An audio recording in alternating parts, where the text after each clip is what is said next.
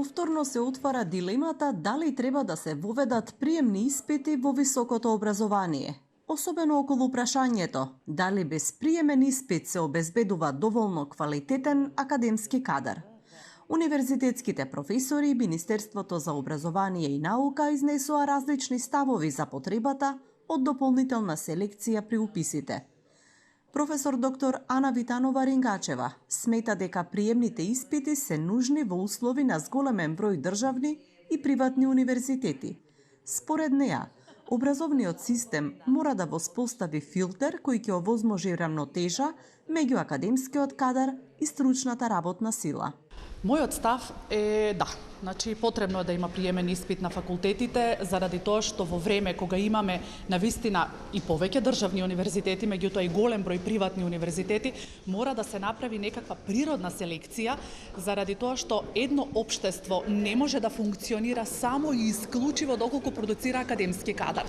Мора да има и стручна работна сила која што ќе влезе во производствениот процес и на тој начин кога ќе се направи баланс помеѓу едното и другото, тогаш ќе сметаме дека добро сме го втемелиле општеството кое што треба да продуцира некаква убава иднина. Од друга страна, Министерката за образование и наука Весна Јаневска посочува дека универзитетите веќе имаат можност да организираат приемни испити, но дека двојната елиминација преку матура и дополнителен тест би била неправедна кон учениците. Таа потсетува дека годинава е направена и важна реформа. Државната стручна матура е одвоена од гимназиската, но и двете обезбедуваат пристап до високото образование. Не е забрането да се одржуваат приемни испити на факултетите и тие сами можат да донесат одлука за такво нешто.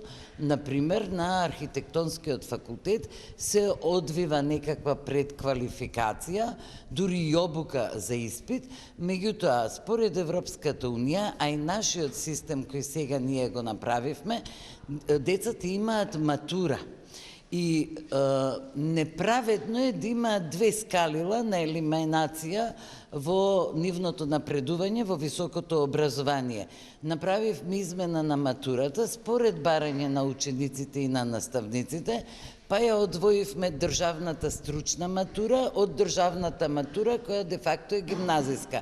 Зошто? Затоа што навистина децата во стручните школи имаат помал обем на општообразовни предмети. Оние што се во гимназија имаат повеќе. Тие ќе бидат на исто ниво, двете ќе бидат државни матури и ќе имаат проодност кон високото образование, па и она што јас не сакам да го кажам, но има и такви случаи и за образование во странство. Но материјалот од општообразовните предмети, кои ги полагаат децата од стручната, ќе биде прилагоден на нивните наставни планови и програми. Дебатата околу приемните испити е отворена со години, а јавноста очекува да се најде решение кое ќе го балансира квалитетот на високото образование со фер пристапот за сите ученици.